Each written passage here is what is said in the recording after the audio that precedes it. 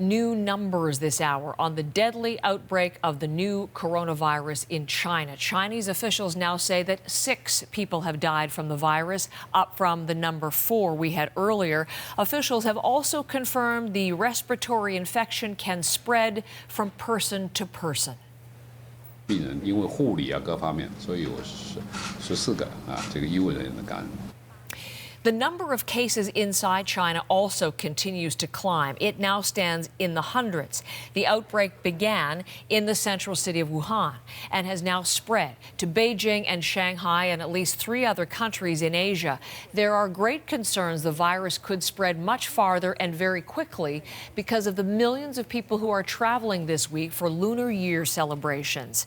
We want to take you now live to our Asia correspondent, who is Sasha Petrusik, who's been leading our coverage of this. And Sasha, new numbers and new information from Chinese officials. What are they saying now about the spread of this virus?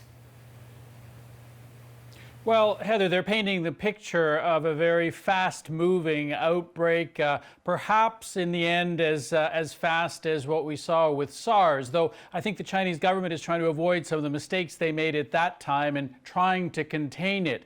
The numbers have been going up extremely quickly over the weekend. They tripled from in the 60s to about 200 just overnight. Last night, they have gone up to almost 300 now cases that are officially confirmed, although experts in Hong Kong and internationally are saying that those numbers are probably much higher than that within China itself. We're seeing it spread, as you said, across the country, into South Korea, into Japan, into Thailand. What's interesting about all of this is that almost all of the cases seem to be traced back to Wuhan itself. That one market, seafood market in the middle of the city, which apparently caused the virus to move from animals to people, and now the virus is moving from people to people. 15 healthcare workers have also been affected, and this is obviously not over. It's going to be spreading and spreading quickly. The other complicating factor in all of this and this new virus, Sasha, is timing. We are seeing right now, as I mentioned, the Lunar New Year celebration, this mass migration, hundreds of millions of people on the move to get to family celebrations. What impact could that have on this spread of infection? Well, as I said, most of it has been focused in and around Wuhan. One city, 11 million people, but still one city and one area.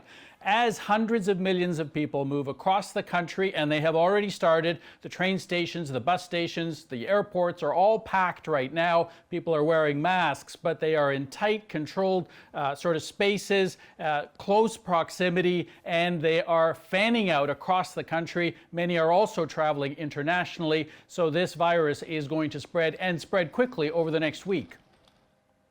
So what is being done then? It seems like there is a rather rapid mobilization, but what are the efforts to curb the spread? Well, that is a big question mark in terms of whether it will be able to do it. Much of it is focused around Wuhan. Officials are checking people who are leaving the city by plane and also by train, checking whether they have high fever, for instance, before letting them leave by plane. Those kinds of things are being done. And of course, internationally, we're hearing many countries, the United States, Canada, Australia, they are implementing different measures at airports to try to catch some of these viruses and the people who are carrying them as they arrive.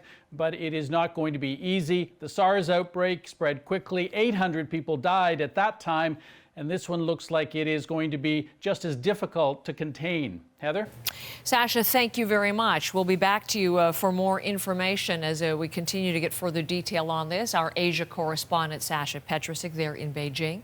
As Sasha was mentioning, about 800 people died 2002, 2003 as a result of SARS, and we know that 44 of those people were here in Canada, and a high percentage of them were healthcare workers. So with this new virus on the horizon, yes, Canadian health officials are monitoring the situation very closely. Michael Serapio with more on what the precautions they are taking here. Michael?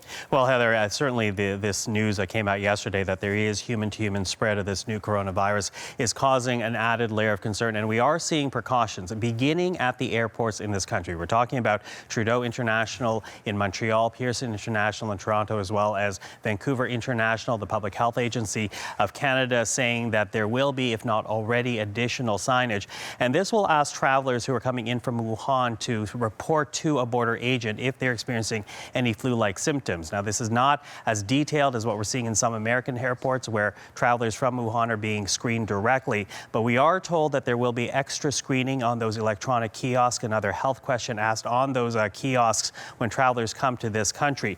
Now, that said, we are also seeing that there is a word being put out to Canadians who are traveling to Wuhan, essentially saying that the risk to that city is still considered low, but travelers are being told to avoid certain areas. For example, public markets where there are live animals, anywhere where animals are being slaughtered. And to that, I want to bring in a statement here from Dr. Teresa Tam. She's with Canada's Public Health Agency, and she says the following: what we're doing now is providing information to travelers as well as preparing the health system to respond to any potential cases that could be related to travel to the affected area.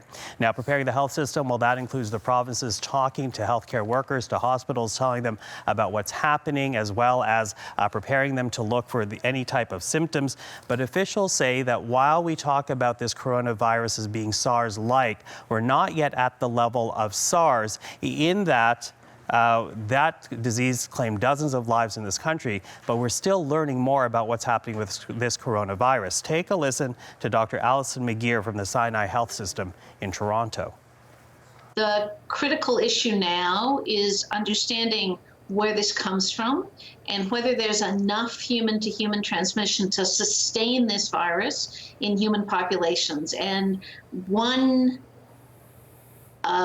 defined transmission event is not enough to tell you whether there's enough transmission to matter. And unlike SARS, there is already a test for this virus. Officials know what symptoms to look out for. So with all of that, the hope is, Heather, is that they can contain any potential spread of this new coronavirus coming from Asia, but certainly all being tracked very closely.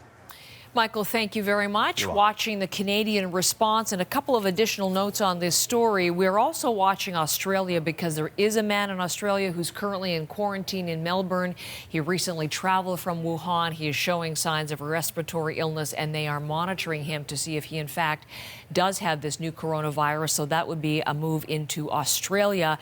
We also know that tomorrow World Health Organization officials will meet to discuss whether to declare this new coronavirus a public health emergency of international concern, as they did with swine flu, as they've done with Ebola. We'll be watching that tomorrow as well.